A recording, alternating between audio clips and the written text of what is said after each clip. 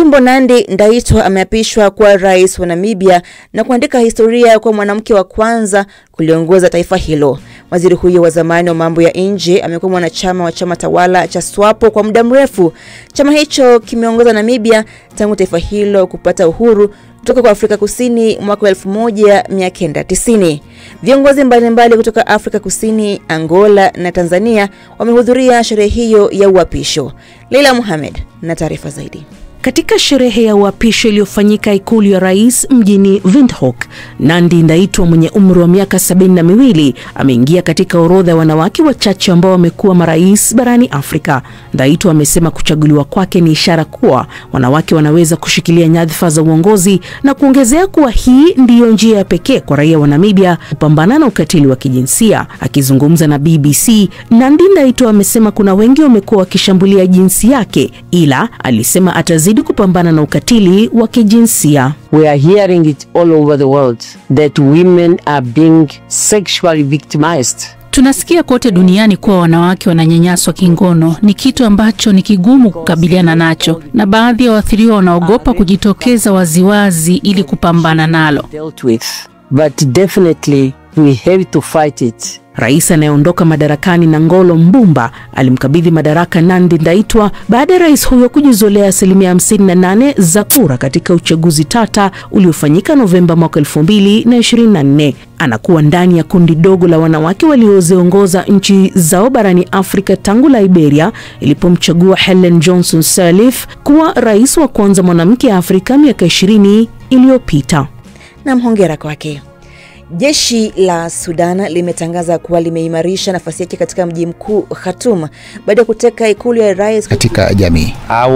Nitaendelea kujitokeza hadharani na kutumia mfano wangu kama tahadhari kwa wengine. Ikiwa na homa ya Lassa, unaweza kupona. Taarifa yake David Wafula. Jeshi la Sudan limetangaza kuwa limeimarisha nafasi yake katika mji mkuu Khartoum baada ya kuteka ikulu ya rais kutoka kwa kikosi cha RSF. Ingawa baadhi ya vitengo vya RSF vinasalia jijini, uwepo wake umepungua sana. Video kwenye mitandao ya kijamii zilionyesha askari wa jeshi wakisherehekea ndani ya jumba hilo lililoharibiwa, ingawa na mgambo hao wanasema mapambano bado hayajaisha. RSF mfanya shambulio la ndege zisizo na rubani na kuua wanajeshi kadhaa na waandishi wa habari watatu. Hamid Abubakar na taarifa zaidi. Wanajeshi wa Sudan wakijiandaa kwa vita, wakitarajia kuchukua tena udhibiti wa mji mkuu. Tulipata nafasi ya kipekee siku moja kabla ya vita hivyo vikali. Wanajeshi hao wanaelekea katika eneo la vita huko Khartoum. Wanasema jeshi linakwenda kutekeleza operesheni maalum dhidi ya wapiganaji wa RSF. Kwa sasa tunaondoka katika sehemu ambayo ni salama. Kufikia asubuhi, jeshi lilikuwa limesonga mbele. Video iliyotumwa na wanajeshi ilionyesha shambulio la kuvizia kwa wapiganaji wa RSF. Ni sherehe baada ya kuteka maeneo zaidi. Usiku ulipoingia, msafara wa RSF ulishambuliwa wakitoroka ikulu ya rais, jeshi likisema, huku wakiharibu silaha. Lakini mafanikio ya kijeshi hayarahisishi gharama ya vita kwa raia.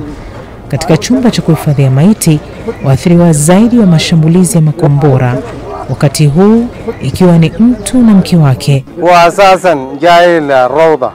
Jirani yao anatueleza kuwa walikuwa wakimpeleka mtoto wao shuleni. Kando yake ni kakake marehemu, akiwa bado amepigwa na mshtuko. Siku iliyofuata katika msikiti wa karibu, sala ya wafu ilifanyika. Hii imekuwa ibada ya kawaida hapa. Kitongoji hiki kiko kwenye eneo linalopiganiwa kati ya jeshi na RSF. Omnia alikuwa mikononi mwa mamake waliposhambuliwa. Kuponea kwake kulionekana kama miujiza. Sasa ni yatima pamoja na kaka zake watatu. Tutawaambia ni nini hasa kilichotokea kuhusu mashambulizi ya makombora na vita. Wao ni kizazi cha siku zijazo. Hatutaruhusu hili liwaathiri katika siku zijazo. Tutajaribu kuwatengenezea upendo wa mama na baba yao, ingawa ni vigumu. Wanawake wanakusanyika tena ili kuomboleza. Wanasema maisha ya kawaida hayawezekani tena. Tunaamka na kulala kwa sauti ya makombora. Watoto huwa katika hali ya hofu kila wakati. Huwa tumehuzunika kila wakati. Kiwango cha maafa hapa kinapimwa kwa ukubwa wa eneo la makaburi. Tunaelezewa makaburi haya mapya ni ya waathiriwa wa shambulizi la RSF, lakini pande zote mbili zinashutumiwa kwa uhalifu wa kivita. Jeshi linashutumiwa kwa mauaji ya halaiki katika maeneo mengine. Abidin Durma alichimba makaburi kabla ya vita.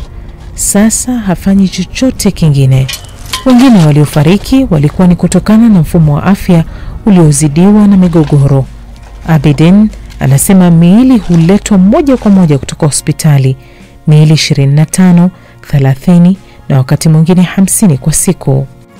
Hakuna muda wa kulala hadi mwili wa mwisho uzikwe. Kisha nalala kwa nusu saa au dakika 15 kabla ya kupigiwa simu nyingine. Watu wanakufa kwa risasi, kwa kupigwa makombora. Watu wanauawa wakiwa wamekaa nyumbani mwao. Kuna vifo vingi sana. Majeraha ya vita hivi yataendelea kuiandama Sudan bila kujali matokeo ya kijeshi. Homa ya Lassa inaua watu zaidi ya ugonjwa wa Ebola kila mwaka na imeorodheshwa na Shirika la Afya Duniani kama ugonjwa ulio kwenye hatari ya kuwa janga. Lakini hakuna chanjo ya ugonjwa huu na ufahamiki sana kimataifa. Ugonjwa huu ni virusi vinavyotokana na wanyama kama vile panya na asili yake ni Afrika Magharibi. Maambukizi makali ya ugonjwa huu yanaweza kusababisha viungo vya mwili kufeli pamoja na kutokwa na damu. Nigeria imekuwa ikinakili ongezeko kubwa la maambukizi ya Lassa katika kipindi cha miaka miwili iliyopita, lakini matibabu yake ni kidogo na watafiti wanajaribu kuchunguza sababu za kuenea kwa haraka na pia kutengeneza chanjo yake. Lonite anajua hofu ya homa ya Lassa. Aliugua ugonjwa huo na kisha kupona. Sasa anaweka juhudi kuhakikisha kuwa watu wengine hawaambukizwi virusi hivyo. I fainted. Nilizimia. Singeweza kula wala kulala. Homa ya Lassa inakufanya uhisi ni kama upo kuzimu. Call hell on earth. Lakini kunusurika ilikuwa mwanzo tu. Baada ya kupona, jamii ilikuwa haitaki kutangamana naye. Michael anasema watu wengi katika kijiji chake wanafikiri homa ya Lassa ni laana. Kuna wakati watu kanisani mwangu walisema mtu asiende nyumbani kwake. Sasa anatumia hali yake kuwafunza wengine kuhusu usafi, udhibiti wa panya na dalili za Lassa. Mara nyingi mimi hutumia picha kuelezea. Picha hizo zitaelezea vizuri kuniliko mimi. Katika maeneo kama haya, hali duni ya nyumba inafanya iwe vigumu kudhibiti panya. Wanaingia nyumbani, wanachafua chakula. Katika maeneo ya vijiji, hatari inaongezeka kutokana na nyumba za matofali na milango kukaa wazi. Maambukizi ya homa ya Lassa yameongezeka nchini Nigeria katika kipindi cha miaka miwili iliyopita, huku kukiwa na zaidi ya maambukizi 1200 na zaidi ya vifo 200 kila mwaka. Homa hii huathiri viungo vya mwili kwa kiasi kikubwa, na baadhi ya wagonjwa huhitaji kusafishwa damu kwa mashine ya figo ili kunusurika. Dalili za mapema kama vile homa na udhaifu huwa kama za malaria, na wakati mwingi ugonjwa huu hautambuliwi vilivyo. Hiyo ina maana kuwa pia kuna uwezekano wa watu kukosa kupiga ripoti kuhusu ugonjwa huu. Lassa fever is more widespread than is recognized. Homa ya Lassa imeenea zaidi kuliko inavyotambulika. Nchi nyingi za Afrika Magharibi zina ufuatiliaji mdogo. Idadi halisi inaweza kuwa kubwa kuliko maambukizi 300,000 hadi 500,000 kila mwaka. In West Africa annually. Na kasi ambayo virusi hivyo hubadilika inaweza kuifanya iwe vigumu kuudhibiti.